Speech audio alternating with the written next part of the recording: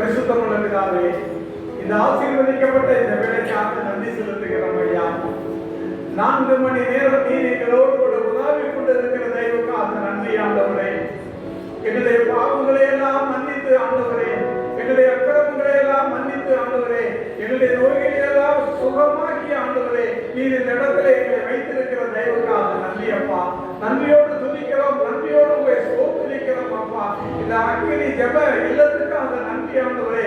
இந்த இடம் முழுவதும் ஆண்டவரே தெய்வீக பிரசன்னம் ஆண்டவரே, எங்களை ஆட்கொண்ட தெய்வக்காக உங்களுக்கு நன்றி செலுத்தி உங்களை ஸ்தோத்திரிக்கிறோம் ஆண்டவரே. உங்களுக்கு நன்றி செலுத்தி உங்களை துதிக்கிறோம் அப்பா. இங்கே வந்திருக்கிற ஒவ்வொரு பிள்ளைகளையும் கூட ஆண்டவரே நீர் கரம் பிடித்து வழிநடத்த வேண்டும் என்று நாங்கள் ஜெபிக்கிறோம் அப்பா. அநேக ஜனங்களை இந்த இடத்துல ஆண்டவரே ஆசீர்வதிக்கப்பட்ட மக்களாக கொண்டு வர வேண்டும் என்று நாங்கள் ஜெபிக்கிறோம் ஐயா. நன்றியோடு துதிக்கிறோம் அப்பா. இந்த நாளிலே சாட்சி சொன்ன மக்களுக்காக நாங்கள் ஜெபிக்கிறோம். பாடல் பிடித்த பிள்ளைகளுக்காக ஜெபிக்கிறோம். ஆராதனை நடத்திய பிள்ளைகளுக்காக நாங்கள் ஜெபிக்கிறோம். கீபோர்டு வாசித்த தம்பிக்காக நாங்கள் ஜெபிக்கிறோம் ஐயா. ஆண்டவரே இந்த இல்லத்தை திறந்து கொடுத்த ஆண்டவரே அக்கினி மயமாக இந்த இடத்தை மாற்றின அருமையான சாருக்காக, டீச்சருக்காக, அவருடைய குடும்பங்களுக்காக ஜெபிக்கிறோம் ஐயா. தெய்வீக வல்லமை ஆண்டவரே அவர்களை தொடுபடியாக நாங்கள் ஜெபிக்கிறோம் ஐயா. சாருக்காக விசேஷமாக ஜெபிக்கிறோம் அப்பா. ஆண்டவரே உடைய பிரசன்னம் ஆண்டவரே, உடைய வல்லமை ஆண்டவரே சாரை தொடுபடியாக நாங்கள் ஜெபிக்கிறோம் அப்பா. தீர்ப்பு அவர்களை துக்கப்படுத்தாதபடி ஆண்டவரே நீர் பாதுகாத்து ஆண்டவரே ஏந்தி சுமந்து பாதுகாத்து நீர் வழி நடத்த வேண்டும் என்று நாங்கள் ஜெபிக்கிறோம் ஐயா. வந்திருக்கிற ஒவ்வொரு மக்களுக்காக நாங்கள் ஜெபிக்கிறோம் அப்பா.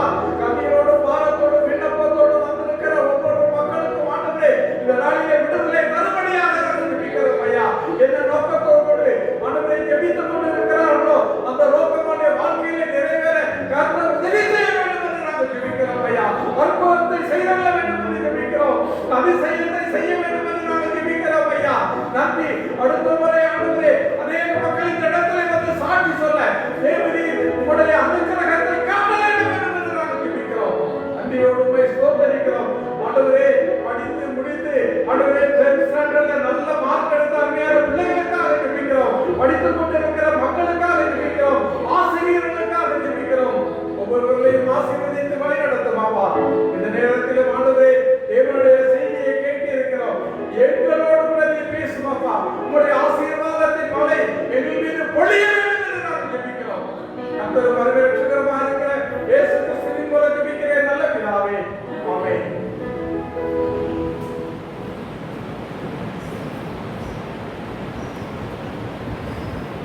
ஹalleluya ஹalleluya. நானும் லலிதா டீச்சரும் 18 வருஷத்துக்கு முன்னாடி ஒண்ணா வேலை பார்த்தோம். மீண்டுமாக அவர்களை பார்ப்பதிலே, அவர்களுடைய ஊழியங்களிலே பங்கு கொள்வதிலே எங்களுக்கு ஒரு பாக்கியம் கிடைத்தது.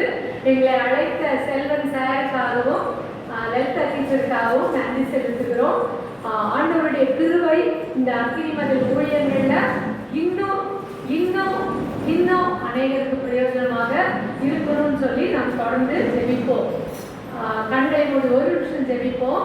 எங்களை நேசிக்கிற பரலோக பிதாவே, இந்த வேளையிலே நீர் பேசும் நாங்கள் கேட்கிறோம். மீட்பர் இயேசுவின் மூலம் ஜெபிக்கிறோம் நல்ல பிதாவே. ஆமென். நேரத்தை கருதி நான் வேகமாக கடந்து செல்லலாம் என்று நினைக்கிறேன். கிறிஸ்துவுக்குள் அருமையானவர்களே, ஆண்டவர் நம்மோடு கூட இருக்கிற ஆண்டவர். ஹalleluya. நம்மோடு கூட இருக்கிற ஆண்டவர். ஆமாவா ஆமாவா இல்லையா? ஆமென் ஆமென். எல்லாரும் சொல்ல முடியும். அதை அனுபவிச்சவங்க தான் இங்க என்ன செஞ்சிருக்கிறோம், வந்திருக்கிறோம். ஆண்டவர் நம்மோடு கூட இருக்கிற ஆண்டவர். நீங்க எரேமியா 30:11 வாசித்தீங்கன்னா, உன்னை ரட்சிப்பதற்காக நான் உன்னோடே இருக்கிறேன் என்று கர்த்தர் சொல்கிறார். உன்னை ரட்சிப்பதற்காக உன்னோடு கூட இருக்கிறாரா?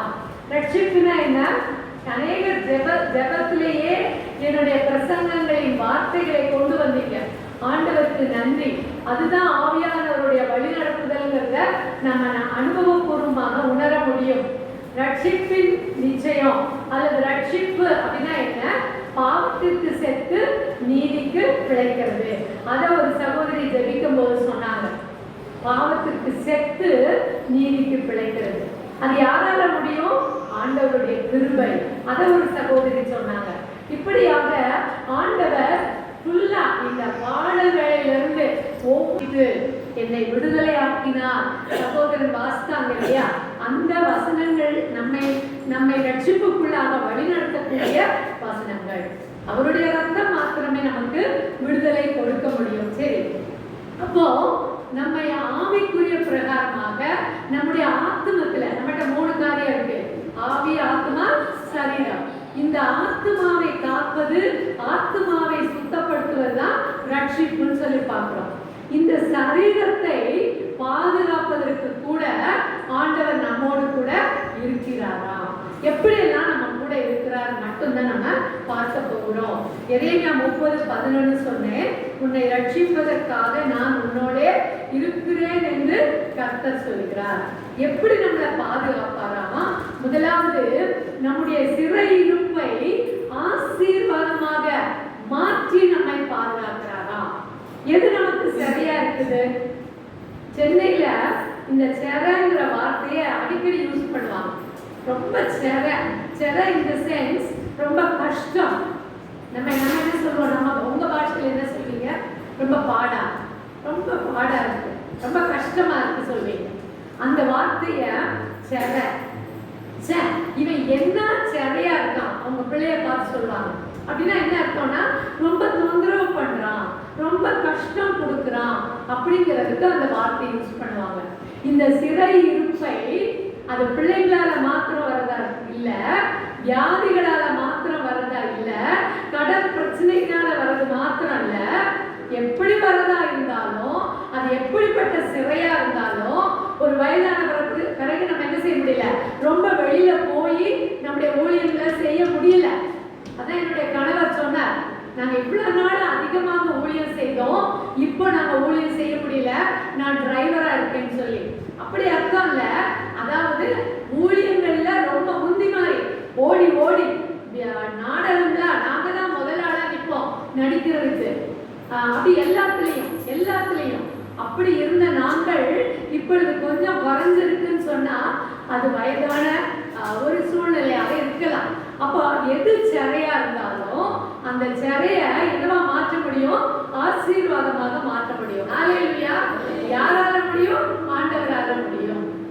அருமையானவர்களே, யோபு எடுத்துக்கொள்வோம். யோபு ரொம்ப என்ன சொல்றது, வசதி படைத்தவன். அவன் எப்படிலாம் இருந்தானா, யோபு 1:1 வாசிக்கிறோம், யோபு என்னும் பெயர் கொண்ட ஒரு மனுஷன் இருந்தான். அந்த மனுஷன் உத்தமனும் சன்மார்க்கனும் தேவனுக்கு பயந்து பொல்லாப்புக்கு விலகுகிறவனுமாய் இருந்தான். 1:2 பார்க்கிறோம், கிழக்கத்தி புத்திரர் எல்லாரிலும் எப்படி இருந்தானா? பெரியவனாய் இருந்தான். யோபு 1:8 பார்க்கிறோம், ஆண்டவரே அவனை பத்தி என்ன செய்கிறார்? சாட்சி கொடுக்கிறார். பிசாசு கிட்ட சொல்றாரு, பிசாசே, சாத்தானே, எங்க யோபு அடி போய் பார்த்துட்டு வந்தியா? அவன் எப்படிப்பட்டவனா இருக்கிறான்? எல்லா பொல்லாப்புக்கும் அதே வசனம் வரும். யோபு யாராவது வாசிக்கிறீங்களா? 1:8. கர்த்தர் சாத்தானை நோக்கி, என் தாசனாகிய யோபின் மேல் கவனம் வைத்தாயோ? உத்தமனும் சன்மார்க்கனும் தேவனுக்கு பயந்து பொல்லாப்புக்கு விலகுகிறவனுமாகிய அவனை போல் பூமியில் ஒருவரும் இல்லை என்றான். பொல்லாப்புக்கு விலகுகிறவனுமாகிய அவனை போல பூமியில் ஒருவனும் இல்லை. அப்படிப்பட்டவன் தான், அப்படி ஆண்டவரால சான்றிதழ் பெற்றவன் தான். யோபு 2:9 என்ன பார்க்கிறோம்?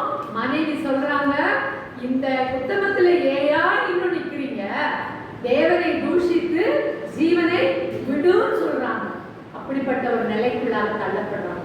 அந்த ஒரு அதிகாரத்துக்குள்ள எத்தனை மாற்றங்கள் பாருங்க. அதெல்லாம் நமக்கு இப்ப பார்க்கறதுக்கு நேரம் இல்ல. ஆனா நல்ல ஒரு மனிதன், தேவனுக்கு பயந்த மனிதன், தேவனால் சாட்சி பெற்ற மனிதன், கொல்லாத சாத்தானால் சோதிக்கப்படுவதற்கு ஆண்டவராலேயே அனுமதிக்கப்படுகிறான்னு சொல்லி பார்க்கிறோம். அருமையானவர்களே, நான் நல்லாதான் ஆண்டவர்கிட்ட இருக்கிறேன், நல்லாதான் ஜெபத்துக்கு போறேன், நல்லாதான் கூடி ஜெபிக்கிறோம் நாங்க, நல்லது. ஆனா வராம இருக்குமா? கஷ்டம் வராம இருக்குமா? வியாதி வராம இருக்குமா? துன்பம் வராம இருக்குமா? இது வரலாம். அதுதான் யோபு எடுத்துக்காட்டா இருக்கிறார். எந்த ஒரு நிலைக்கு போனாலும் அங்கேயும் ஒரு கஷ்டங்கிறது, ஒரு செரங்கிறது வருது. அப்புறம் நமக்கு தெரியும், அவனோட ஃப்ரெண்ட்ஸ் எல்லாம் வந்து என்ன பண்றாங்க, அவனுக்கு ஆறுதல் சொல்ல வராங்க, பேசுறாங்க, எல்லாம் நடக்குது. யோபு 40ஆம் அதிகாரத்துக்கு போனீங்கன்னா ஆண்டவர் அவன் கூட பேசுவார், யோபு கூட பேசுவார். அப்போ யோபு என்ன சொல்வார் தெரியுமா? 40 நாளுல என் கையினால் என் வாயை பொத்திக் கொள்ளுகிறேன். தப்பு ஆண்டவரே, நான் இவ்வளவு நேரம் பேசிட்டு இருந்தது தப்பு, நான் பொத்திக்கிறேன். நான் ரொம்ப ரொம்ப ரொம்ப ரொம்ப என்ன சொல்றது, ஞானி மாதிரி, அறிவாளி மாதிரி பேசிட்டு இருந்திருப்பான். பதிலுக்கு வந்த அவனுடைய ஃப்ரெண்ட்ஸ், நண்பர்களும் அதுக்கு மேல பேசிட்டு இருந்திருப்பாங்க. எல்லாம் முடிஞ்ச பிறகு ஆண்டவர்கிட்ட டோட்டல் சரண்டர், நான் தப்புதான் ஆண்டவரே, நான் பேசுனதெல்லாம் மனுஷிகத்துல பேசிட்டேன் அப்படின்னு சொல்லி ஒத்துக்கொண்ட பிறகு யோபு 42:2 என்ன படிக்கிறோம்? தேவரீர் சகலத்தையும் செய்ய வல்லமையுள்ளவராய் இருக்கிறீர், தேவரீர் செய்ய நினைத்தது ஒருபோதும் தடைப்படாதுன்னு சொல்லி வாசிக்கிறோம். கிறிஸ்துவுக்கு அருமையானவர்களே, அந்த 3ஆம் வசனம், 4ஆம் வசனம், 5ஆம் வசனம் எல்லாம் நீங்க வாசித்து பார்த்தீங்கன்னா கம்ப்ளீட்டா யோபு ஆண்டவருடைய கரத்துல தன்னை அர்ப்பணிப்பார். உடனே ஆண்டவர் என்ன சொல்றாரு பாருங்க, 42:7 நீங்க பாத்தீங்கன்னா, யோபு பேசினது போல நீங்க என்ன செய்யல, பேசல. அவங்க நண்பரை பார்த்து சொல்வார், நீங்கள் என்னை குறித்து நிதானமாய் பேசவில்லை அப்படின்னு சொல்லி கடைசியில் ஆண்டவர் 42:10 பார்க்கிறோம். யோபுட்ட சொல்வார், நீ உன் ஃப்ரெண்ட்ஸுக்காக என்ன பண்ண, நீ பேசு, நீ என்கிட்ட கேளு அப்படின்னு சொல்லும் போது யோபு தன் சிநேகிதருக்காக ஆண்டவருடைய சமூகத்துல வேண்டுதல் செய்கிறார். அப்ப என்ன நடந்ததுன்னு பாக்குறீங்க? கர்த்தர் அவன் சிறையிருப்பை மாற்றினார். ஹல்லேலூயா. அங்க யோபுவே வியாதியில தான் இருக்கிறான், யோபுவே வருத்தத்துல தான் இருக்கிறான். யாராவது எனக்கு ஜெபம் பண்ணட்டும், யார் மூலமாவது எனக்கு சுகம் கிடைக்கட்டும் அப்படி நினைக்கல. அந்த இடத்துல ஆண்டவர் சொன்ன உடனே அவன் தன் சிநேகிதருக்காக வேண்டுதல் செய்கிறான். அப்போ நம்ம ஒரு கஷ்டத்துல இருக்கிறோம்னு சொன்னா நம்ம மற்றவர்களுக்காக ஜெபிக்கும் போது ஆண்டவர் நம்முடைய சிறையிருப்பை மாற்றுகிறார். யோபு 2 பெற்றுக்கொண்டான்னு சொல்லி 12ஆம் வசனத்துல வாசிக்கிறோம். யோபோட முன்னிலைமையை பார்க்கிலும் பின்னிலைமை அதிக ஆசீர்வாதமாக இருந்ததுன்னு சொல்லி பார்க்கிறோம். அருமையானவர்களே, நீங்களும் நானும் எப்பவுமே எனக்கு சுகம் இல்லையே, எனக்கு கடன் தீரலையே, எனக்கு பிரச்சனை இருக்கே அப்படி யோசிக்க விட்டார். என்னை விட அதிக பிரச்சனையில இருக்கிறாங்க. எத்தனை குடும்பங்கள்ல கணவர் குடிகாரரா வந்து குடிச்சிட்டு வந்து குடும்பத்தை சீரழிச்சிட்டு இருக்கிறாங்க. இன்னும் எத்தனை குடும்பத்துல கேன்சர் போன்ற வியாதினால அப்படியே துடிச்சிட்டு இருக்கிறவங்க பாதுகாத்து கொண்டு இருக்கிறாங்க. ஒரு குடும்பத்தையும் பார்த்தீங்கன்னு சொன்னா, கேட்டீங்கன்னு சொன்னா அதிக கஷ்டம் நம்மளை விட. அப்ப நம்ம என்ன செய்யணும்? அவங்களுக்காக ஜெபிக்க வேண்டும். அப்போ நம்முடைய சிறையிருப்பு தானா என்ன செய்யும்? மாறும் என்று சொல்லி பார்க்கிறோம். ஹல்லேலூயா. நாங்க வந்து எனக்கு ஒரே ஒரு மகன் தான். சின்ன பிள்ளைல என்ன பண்ணுவான்னா, வேகமா ஓடி வந்து என்னை பிடிச்சி என்ன செஞ்சிருவான், ஒரு கல்லு தள்ளிடுவான் சின்ன பிள்ளைல. அப்ப நான் நினைப்பேன், ஆண்டவரே இந்த பையன் பெரியவனானா என்ன பண்ணுவான், நம்மள அடிச்சு போட்டுருவானோ, இப்படி வந்து நம்மள தள்ளுறானே அப்படின்னு சொல்லி எனக்கு ஒரு பயமா இருக்கும். எல்லாரும் ஆம்பளை பிள்ளை வேணும்னு சொல்லுவாங்க.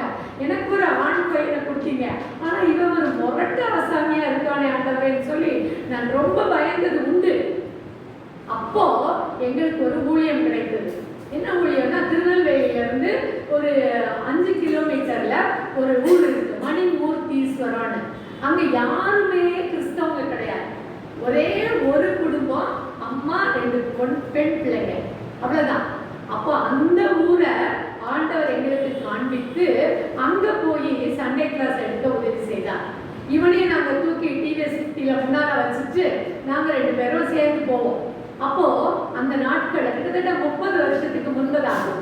அப்போ அந்த நாட்கள்ல போறதுக்கு முன்னாடி ஜெபம் பண்ணுவோம்ல, இவன் பார்த்துட்டே இருப்பான். அப்போ ஒரு நாள் சொல்றான், நான் ஜெபம் பண்றேன் அப்படின்ட்டு. சரி, ரொம்ப சந்தோஷம், அங்க போயிடுவோம். அந்த பிள்ளைங்களுக்கு ஏதாவது ஸ்நாக்ஸ் எல்லாம் கொடுப்போம், அதெல்லாம் இவன் எடுத்து கொடுப்பான். அதுக்கப்புறம் அங்க போயிட்டு அங்க பிள்ளைங்களுக்காக ஜெபம் பண்ணணும்ல, இவன் நான் ஜெபம் பண்றேன்ப்பா. இப்படி நாங்க அந்த பிள்ளைங்களுக்காக ஜெபித்து கடந்து சென்றதுனால், அந்த பிள்ளைகளுக்காக நாங்க எங்களையே அர்ப்பணித்ததுனால் ஆண்டவர் என் பிள்ளைய படிப்படியா என்ன செய்தார்? மாற்றி கொடுத்தார். ஹல்லேலூயா. நான் அதை உயிருள்ள சாட்சியா உங்களோட சொல்ல முடியும். அப்புறம் பாத்தீங்கன்னா அவனை போல ஒரு தங்கம் உலகத்திலே இல்லைன்னு சொல்லலாம். அப்படி ஒரு நல்ல பிள்ளையாக ஆண்டவர் மாற்றி கொடுத்தார். கிறிஸ்துவ பெருமைக்காக நான் சொல்ல வரல. நீங்க எந்த உங்க வீட்டுல கல்யாணம் நடக்கலையா, கல்யாணம் ஆகாத ஒரு 5 பிள்ளைங்க பேரை வாங்கி அந்த பிள்ளைங்களுக்காக விழுந்து ஜெபம் பண்ணுங்க. உங்க பிள்ளைக்கு தன்னால என்ன செய்யும்? கல்யாணம் நடக்கும். இப்படி எல்லாத்தையும் சொல்லிட்டே போலாம். நீங்களே உங்களுக்கே ஆண்டவர் உங்களோட கூட பேசுவாங்க. சோ எந்த சிறையில இருக்கிறீங்களோ அந்த சிறையிருப்பை மாற்றணும்னு சொன்னா அதே சிறையிருப்பில் இருக்கிறவர்களுக்காக நீங்க ஜெபிங்க, உங்களுக்கு மாற்றம் கிடைக்கும். நேரம் ஓடிட்டே போகும். அப்படியாக சங்கீதம் 53:6 பாத்தீங்கன்னு சொன்னா, தேவன் தம்முடைய ஜனத்தின் சிறையிருப்பை திருப்பும் போது யாக்கோபுக்கு களிப்பும் இஸ்ரவேலுக்கு மகிழ்ச்சியும் உண்டாகும். ஆண்டவர் சிறையிருப்பை திருப்பும் போது, இஸ்ரவேல் யாக்கோபுங்கிறது வேற ஆளுங்க இல்ல, ஒரே ஆளுங்க தான், ஒரே கூட்டம் தான். அப்போ அவர் நமக்கு, நாம் ஆண்டவருடைய ரத்தத்தால் கழுவப்பட்ட இஸ்ரவேலர், நமக்கு என்ன உண்டாகுது? களிப்பும் மகிழ்ச்சியும். ரெண்டும் ஒரே வார்த்தை தான், ஆனா 2 கிடைக்கும் போது டபுள், அது கூடுதலாக கிடைக்கிறது. களிப்பும் மகிழ்ச்சியும் உண்டாகுமா? கிறிஸ்துவுக்குள் அருமையானவர்களே, தீர்மானிப்போமா? நான் எனக்கே ஜெபிச்சுட்டு இருக்க மாட்டேன், எனக்கு கூட ஜெபிக்காம விட்டுருவேன், மற்றவங்களுக்காக ஜெபிப்பேன். ஆண்டவர் என் காரியத்தை பார்த்துக் கொள்வார். அடுத்து என்ன பார்க்கிறோம்னு சொன்னா, ஏன் நம்மோட கூட இருக்காராம்? சங்கீதம் 30:11-12 என் புலம்பலை ஆனந்த கழிப்பாக மாற பண்ணினே, என் மகிமை அமர்ந்திராமல் உம்மை கீர்த்தனம் பண்ணும்படியாக நீர் என் இரட்டை களைந்து போட்டு மகிழ்ச்சி என்னும் கட்டினால் என்னை இடை கட்டினீர். என் தேவனாகிய கர்த்தாவே, உம்மை என்னென்றைக்கும் துதிப்பேன். யார் சொல்றா? தாவீது ராஜா சொல்றார். என் புலம்பலை ஆனந்த கழிப்பாக மாற்றினேன். தாவீது ராஜா ஒரு ராஜாதான். ராஜாவுக்கு புலம்பல் இருக்குமா? இருக்கும். ராஜாவுக்கு தான் ரொம்ப புலம்பல் இருக்கும். பொசிஷன் மேல போக என்னதான்? புலம்பல் தான். நல்லா நினைப்பேன், ஐயோ ஒரு டீச்சரா இருந்திருந்தா எவ்வளோ சந்தோஷம். இப்ப டீச்சரா இருக்கிறவங்க எல்லாம் நீங்க சந்தோஷமா இருங்க, கூடிய மட்டும் எக்ஸாம் கூட ஆகக்கூடாது. ஆனா ஆனீங்கன்னா பரவாயில்ல, பட் ஒரு பொறுப்பு கூடியிருக்கு. திருப்பி எக்ஸாம் ஆகி டிஓ, அது அதை விட பயங்கர கஷ்டம். 167 பள்ளிகள் சென்னையில கவனிக்கணும், சுற்றி வரணும், ஜீப்பு கிடையாது. எப்படி இருக்க யோசித்து பாருங்க. மேல போக பேரு பெத்த பேரு தாக நீலு லேதுன்னு ஒரு தெலுங்குல பழமொழி சொல்லுவாங்க. அது மாதிரி பேரு தான் பெருசா இருக்கும், ஆனா படுற வேதனைகள் அதிகமாயிட்டே தான் போகும். சரி, அப்படியாக இங்க ராஜா புலம்புறாரு. நிறைய கஷ்டங்கள் அவருக்கு நிறைய இடத்துல.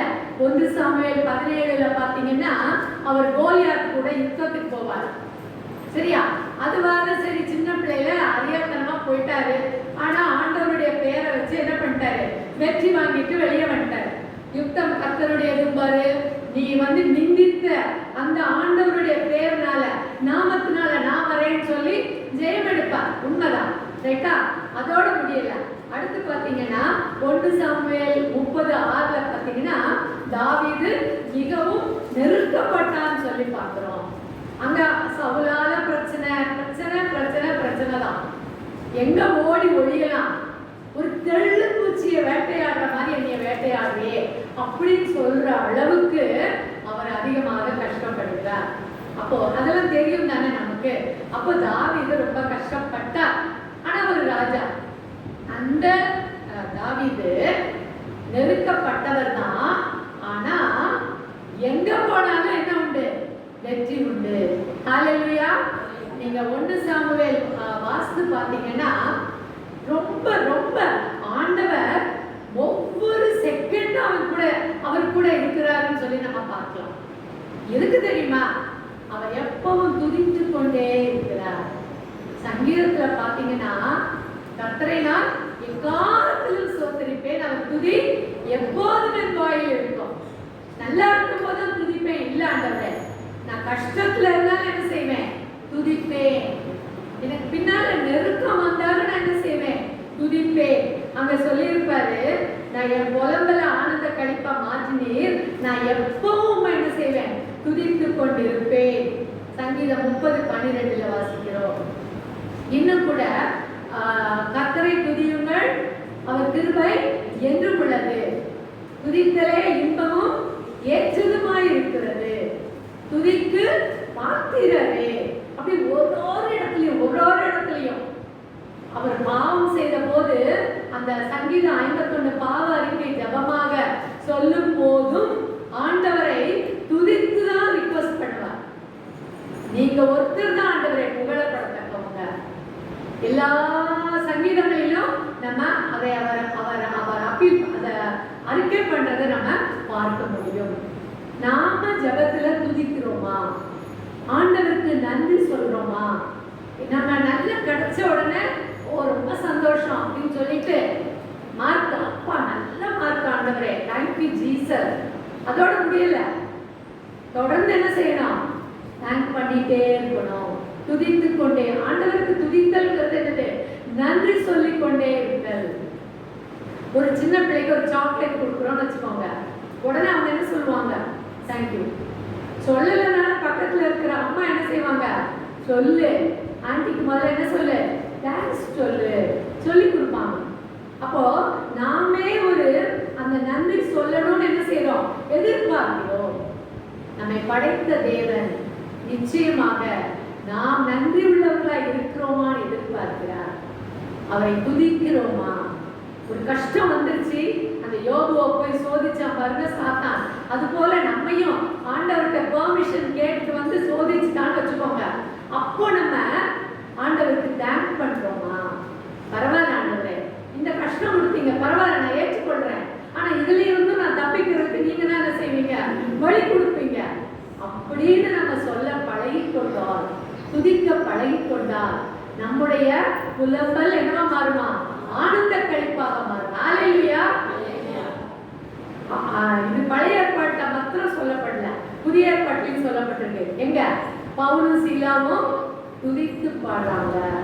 அவங்க எப்படி இருந்திருப்பாங்க? பவுலும் சீலாவும் சிறைச்சாலையில ஏதோ களவு செஞ்சுட்டா போய் மாட்டப்பட்டாங்க? இல்ல, ஆண்டவரை பற்றி சொன்னதுக்காக உலகி போட்டாங்க. இந்த பவுலும் சீலாவும் தொழுமரத்துல கட்டப்பட்டிருக்காங்க. அவங்க காலு ரெண்டும் மரத்தோட என்ன செய்யப்பட்டிருக்குமா? கட்டப்பட்டிருக்கும். இந்த கை ரெண்டும் என்ன செஞ்சிருக்கோம்? கட்டப்பட்டிருக்கும். அப்ப திரும்பி படுக்க முடியுமா?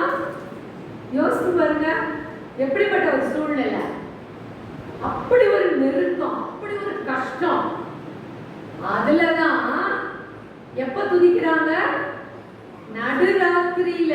அப்போஸ்தலர் 14, 25, 26 பாத்தீங்கன்னா நடுராத்திரியிலே பவுலும் சீலாவும் ஜெபம் பண்ணி தேவனை துதித்து பாடினார்கள். ஹalleluya. உங்களுக்கு எனக்கு 2 கையும் ஃப்ரீயா இருக்கு, 2 காலும் ஃப்ரீயா இருக்கு. ஆனா நம்மளால என்ன செய்ய முடியல? சில நேரத்துல துதிக்க முடியல. ஆனா நம்ம துதிக்கணும்னு ஆண்டவர் எதிர்பார்க்கிறார். முடியலன்னு நினைக்கிற நேரத்துலதான் நம்ம துதிக்கணும்னு எதிர்பார்க்கிறார். இங்க அவங்க 2 பேருக்கும் முடியாத நேரம் தான், ஆனா துதிக்கிறாங்க. நேரம் இல்லைன்னு சொன்னாங்களா? எப்ப துதிக்கிறாங்க? ராத்திரி, நடுராத்திரி. எப்ப வந்துச்சுன்னு எனக்கு 12 மணி எப்ப வந்துச்சுன்னு எனக்கு தெரியாது. அப்படிதான் நம்ம சொல்லுவோம். நல்லா தான் தூங்கணும், தப்பில்லை. ஆனா ஆனா ஜெபிக்கிறதுக்கு நேரம் இல்லைன்னு சொல்லிட்டு என்ன செய்யக்கூடாது? தூங்கக்கூடாது. எனக்கு நேரமே இல்லைங்க, காலையில 6 மணிக்கு எழுந்திரிச்சா ராத்திரி 11 மணி வரை வேலை தாங்க, அப்படிதானே சொல்லுவாங்க பொதுவா. நேரமே இல்லை. எங்க பைபிள் வாசிக்க நேரம், எங்கங்க ஜெபம் பண்ண நேரம்? நேரம் இருக்காது. ஆனா தூங்குறவங்கல்ல 11 மணிலேருந்து காலையில 6 மணி வரை அந்த ஒரு 7 மணி நேரத்துல நீங்க என்ன செய்யலாம்? 1 மணி நேரம் எனக்காக ஜெபிக்கலான்னு ஆண்டவர் நம்மை பார்த்து கேட்கிறார். கிறிஸ்துவுக்கு அருமையானவர்களே, காலம் இனி செல்லாது. கடைசி காலத்துல வந்துட்டோம். இன்னும் சாக்கு போக்கு சொல்லிட்டு இருக்க முடியாது. ரீசன் அதான் காரணம், இதுதான் காரணம், எனக்கு முடியல ஆண்டவரே, எனக்கு கை கால் வலி இல்லையா, எனக்கு வேலை ரொம்ப இருக்குல்ல, எனக்கு பாரம் ரொம்ப இருக்குல்ல, எனக்கு கடன் ரொம்ப இருக்குல்ல, இப்படி சொல்லி எதையாவது ஒண்ணு சொல்லி சாக்கு போக்கு சொல்லிட்டு இருக்கிறதுக்கு நேரம் இல்லை. நாம் ஆண்டவருக்காக ஆண்டவருடைய சமூகத்துல நம்மை அர்ப்பணிக்க, நம்மை ஒப்புவிக்க ஆண்டவர் எதிர்பார்க்கிறார். அப்போ எப்ப துதிக்கலாம்? நான் சமைச்சிட்டே இருக்கிறேன், சமைச்சிட்டே இருக்கும்போது அடுத்து என்ன பண்ண, நான் அதுக்கு என்ன செய்ய, எவ்வளோ போய் காசு வாங்க, அப்படிலாம் யோசிக்க வேண்டாம். ஆண்டவரே உமக்கு நன்றி, இப்ப நான் நிக்கிறேனே அதுக்காக உமக்கு நன்றி, இப்ப இந்த அடுப்பை நான் பத்த வச்சு அதை எரிஞ்சிட்டு இருக்கேன் அதற்காக நன்றி. அப்படி ஒரு செகண்ட்லயும் சொல்லி பாருங்க. சகோதரி சொன்ன மாதிரி ஆண்டவர் பார்த்துக் கொள்வார். அவர் உங்கள் புலம்பலை ஆனந்த கழிப்பாக மாற்றுவார். சரி, சரியா? இப்போ அடுத்து என்ன பார்க்க போறோம்? 2 முடிச்சிட்டோம்.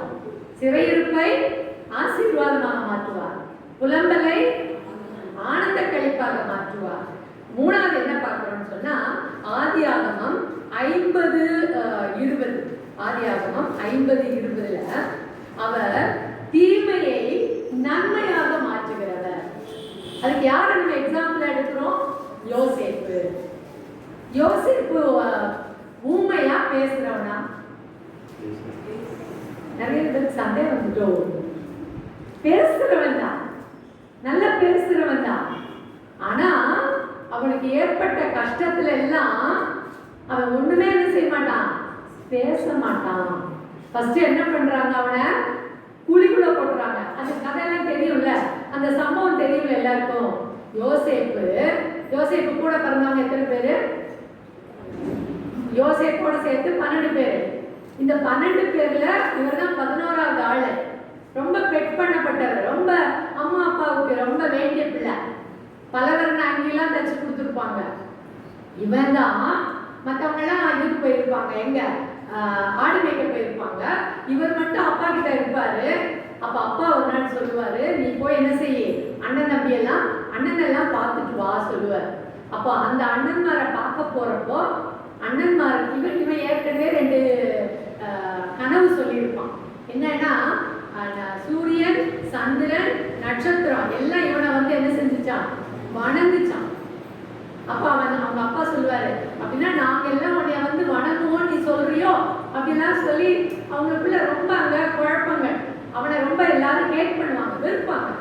இவன் இப்ப இங்க பார்க்க போறான்ல, உடனே அவங்க அண்ணன் மாதிரி நீ தானடா எங்களை எல்லாம் போட்டு கொடுக்குறவன், இங்க வான்னு சொல்லி அவனை எங்க போட்டுறாங்க, குழிக்குள்ள போட்டுறாங்க.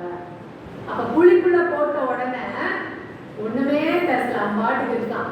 இவங்க எல்லாம் உட்காந்து சாப்பிடுறாங்க. சாப்பிட்டுட்டு இருக்க போவே கொஞ்சம் இஸ்மவேலர் வராங்க அந்த பக்கமா. உடனே ஒருத்தர் சொல்றான், யூதா சொல்றான், இவனை தூக்கி அவங்க கிட்ட என்ன செய்வோம், வித்து போட்டுருவோம்.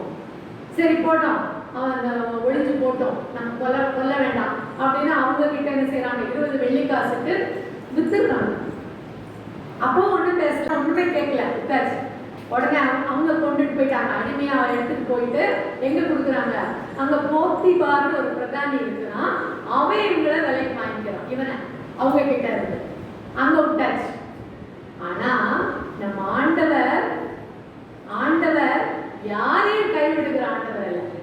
யோசேப்போடே கர்த்தர் இருந்தார் என்று சொல்லி ஆதியாகமம் 39:1 பார்க்கிறோம். 2 கர்த்தர் யோசேப்போடே இருந்தார், அவன் காரிய சித்தி உள்ளவனானான். இவ்வளோ கஷ்டப்பட்டு போயிருக்கான்ல, அவனோடு கூட யார் இருந்திருக்கிறார், ஆண்டவர் இருந்திருக்கிறார். அப்போ அங்க ஆதியாகமம் 39:5 பாத்தீங்கன்னா இந்த யோசேப்பின் நிமித்தம் போத்திபாரோட வீட்டை ஆண்டவர் என்ன செய்யறாரா, ஆசீர்வதிக்கிறாரா. நீங்களும் நானும் ஆண்டவருடைய பிள்ளைகளா இருந்தோம்னா நம்மை கொண்டு நம்முடைய ஸ்கூல, நம்முடைய நம்மகிட்ட படிக்கிற பிள்ளைங்கள, நம்ம கூட பழகுறவங்கள ஆண்டவர் என்ன செய்ய முடியுமா? ஆசீர்வதிக்க முடியும். ஹalleluya. எங்கங்க என்னையவே ஆசீர்வதிக்கலையே, எனக்கே என்ன ஆசீர்வாதம் வேண்டியது இருக்கு அப்படி நினைக்கிறீங்களா? நினைக்காதீங்க. உங்களை ஆண்டவர் ஆசீர்வதித்திருக்கிறார், இன்னும் ஆசீர்வதிக்கிறார். அதை பற்றி நீங்க யோசிக்க கூடாது. நான் ஆசீர்வதிக்கப்பட்டவள், என்ன ஆசீர்வதிச்சிருக்கிறார் அப்படியே சொல்லுங்க. நீதிமொழிகள் என்ன வாசிக்கிறோம்? ஜீவனும் மரணமும் நாவின் அதிகாரத்தில் இருக்குது. ஒரு சிலர் சொல்லுவாங்க தெரியுமா, எவ்வளவு சமத்து பிள்ளை, கேள்விப்பட்டிருக்கீங்களா? அவங்க எப்ப பாரு அந்த பையன் குறும்பு பண்ணா கூட என்ன சொல்லுவாங்க? ஓ விக்னேஷ் சமத்து அப்படிம்பாங்க. ஓ ரமேஷ் நீ ரொம்ப சமத்துடா அப்படியே சொல்லி சொல்லி அந்த பிள்ளைங்க சமத்து பிள்ளைங்களாகவே தான் இருக்கும். நம்ம என்ன சொல்லுவோம் தெரியுமா? ஓடிட்டு இருக்குன்னு வச்சுக்கோங்க, விழப்போற விழப்போற விழப்போற, அது என்ன செய்யும்? விழுந்துரும் விழுந்துரும். நம்ம வாயில தான் இருக்கு.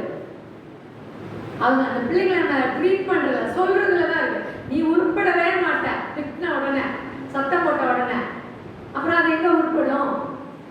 தப்பே செய்யட்டுமே, அவங்க அவங்க சேட்டையே பண்ணட்டுமே, நம்ம அவங்கள குறைச்சு சொல்லக்கூடாது. தம்பி நீ அப்படி செய்யக்கூடாது, அல்லது தங்கச்சி நீ அப்படி செய்யக்கூடாது, மகளே நீ அப்படி செய்யக்கூடாது அப்படி சொல்லி பார்ப்போம். நீ உட்பட மாட்ட, நீ கேட்க மாட்ட, நான் சொன்னா அவன் எங்க கேட்பான் அப்படின்னா அவன் நிச்சயமா என்ன செய்ய மாட்டான், கேட்க மாட்டான். தம்பி நான் சொன்னா கேட்பதானே நீ அப்படின்னு சொல்லி பாருங்க, கண்டிப்பா என்ன செய்வான்? கேட்பான். நம்ம பாசிட்டிவா பேசணும், நேர்மறையா பேசணும். பிள்ளைங்க கிட்ட கூட பிள்ளைங்க எல்லாம் சிரிக்கிறான், ஓகே ரைட்டா?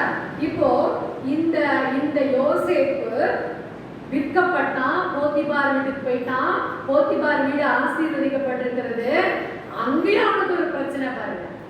அந்த போத்திபாரின் மனைவி, அங்க ஒரு வசனம் வாசித்தீங்கன்னா அந்த யோசேப்பு ரொம்ப அழகா அந்த வந்து போட்டிருக்கோம். அங்க போத்திபாரின் மனைவினால எனக்கு ஒரு தொந்தரவு. அப்போ அந்த பாவத்திற்கு நான் எப்படி சம்மதிப்பேன்னு சொல்லி தன்னிட்ட இருந்து அங்கேயே விட்டுட்டு என்ன செய்வானா? ஓடிடுவானா. பாவம் செய்வது, தேவனுக்கு விரோதமாக பாவம் செய்வது எப்படி என்று சொல்லி, அருமையானவர்களே, பாவத்திற்கு விலகி ஓடுகிறோமா? யோசித்து பார்ப்போம். எது பாவம்? நான் விபச்சாரம் செய்யல, நான் வேசித்தனம் பண்ணல, நான் கொலை பண்ணல, கொள்ளை அடிக்கல, ஓகே ஓகே அதெல்லாம் பாவம் தான், அதெல்லாம் நான் செய்யலதான். ஆனா கோபம் இருக்கே, எரிச்சல் இருக்கே, பொறாமை இருக்கே, பெருமை இருக்கே, வேண்டாத அந்த சொல்லக்கூடாத வார்த்தைகள் இருக்கே, அதெல்லாம் கூட பாவம் தான். ஆண்டவருக்கு கொடுக்க வேண்டிய நேரத்தை கொடுக்கலையே, ஒரு பாவம் தான். ஆண்டவருக்கு கொடுக்க வேண்டிய காணிக்கையை நான் கொடுக்கலையே, சரியான அளவு கொடுக்கலையே, அது ஒரு பாவம் தான். இப்படிப்பட்ட பாவங்கள் எல்லாம், இது எல்லாத்தையும் ஒவ்வொரு நாள் ஒவ்வொரு நிமிஷமும் நம்ம நினைத்து நினைத்து கடந்து செல்ல வேண்டியவர்களா இருக்கிறோம். அதான் வெளிப்படுத்தல வாசிக்கிறோம், பரிசுத்தம் உள்ளவன் இன்னும் பரிசுத்தமாகட்டும். நான் பர்ஃபெக்ட், நான் ரொம்ப கரெக்ட் அப்படி நம்ம நினைக்கிறதுக்கு வாய்ப்பே இல்லை, வாய்ப்பே இல்லை. நம்ம கிட்டே ஒரு சின்ன ஆண்டவருக்கு பிடிக்காத ஒரு காரியம் இருக்கலாம் இருக்கலாம். அதெல்லாம் விட்டு விலகத்தான் ஆண்டவர் நமக்கு எச்சரிப்பு கொடுக்கிறார். அவன் ஒரு பெரிய பாவத்திற்கு விலகி ஓடினான். நீங்களும் நானும் நமக்கு முன்பாக இருக்கக்கூடிய பாவ காரியங்களுக்கு, சினிமா நான் பார்க்கவே மாட்டேன், ரொம்ப நல்லது, ஆனா போடுறாங்களே, பார்க்க வேண்டிய நிலைமை வருதே அப்படின்னா அதை எப்படி பார்க்காம தவிர்க்கலாங்கிறத நம்ம பார்க்கணும். பஸ்ல தான் போறோம், டிவி போட்டிருப்பாங்க, பாட்டு ஓடிட்டு தான் இருக்கும். என்ன செய்ய, நம்ம மனசுல ஆண்டவரை பற்றி என்ன செய்ய வேண்டியதான், பாடிட்டே செல்ல வேண்டியதான். நம்ம இந்த உலகத்துல தான் இருக்கிறோம். மீன் தண்ணிக்குள்ளதான் கிடக்குது, கடலுக்குள்ளதான் கிடக்குது. ஆனா உப்பு ஒட்டி இருக்கா? இல்ல. மீன் குழம்பு வைக்கும்போது என்ன போடுறோம்? உப்பு போடுறோம். அது மாதிரிதான் உலகத்துக்குள்ளதான் இருக்கிறோம். ஆனா அந்த உலகம் நம்மை ஒட்டாதபடி, ஆண்டவர்கிட்ட இருந்து பிரிச்சிடாதபடி இருக்க ஆண்டவர் தீமையை நன்மையாக மாற்றி தருவேன் என்று சொல்கிறார். ஹல்லேலூயா. இதை நம்ம வாயினால அறிக்கை செய்யணும். அடுத்து பார்த்தீங்கன்னு சொன்னா ரோமர் 8:28 புதிய ஏற்பாடுல, அன்றியும் அவருடைய தீர்மானத்தின்படி அழைக்கப்பட்டவர்களாய் தேவனிடத்தில் அன்பு கூறுகிறவர்களுக்கு சகலமும் நன்மைக்கு ஏதுவாக நடக்கிறது. ஒரு சின்ன காரியம் கஷ்டம் வந்துருச்சுன்னு முறுமுறுத்து போயிட வேண்டாம், மனம் கசந்து போயிட வேண்டாம்.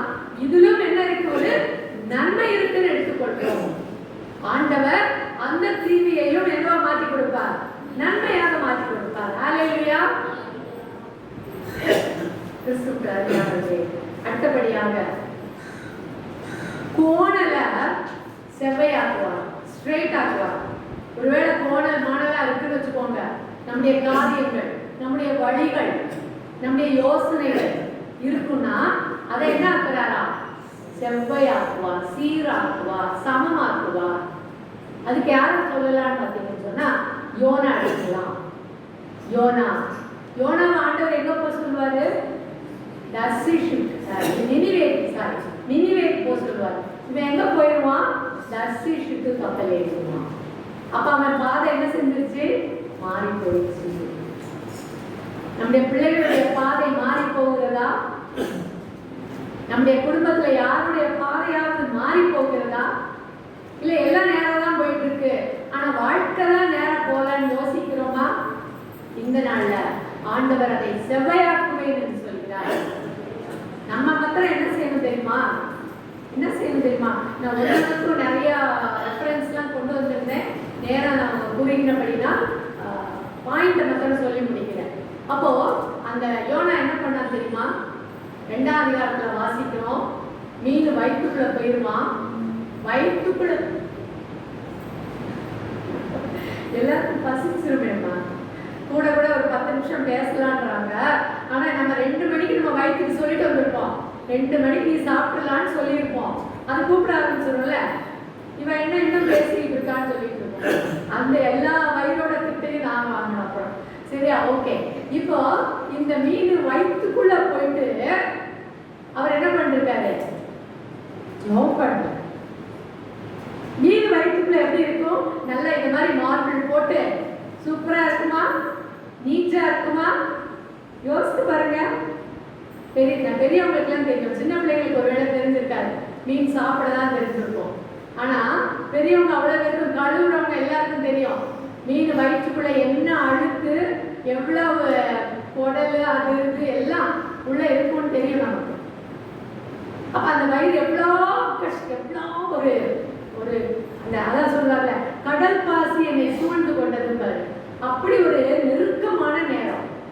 அங்க இருந்துதான் அவர் ஆண்டவரை நோக்கி பார்க்கிறார். அவங்க ஆண்டவர் என்ன கற்றுத்தரார் தெரியுமா?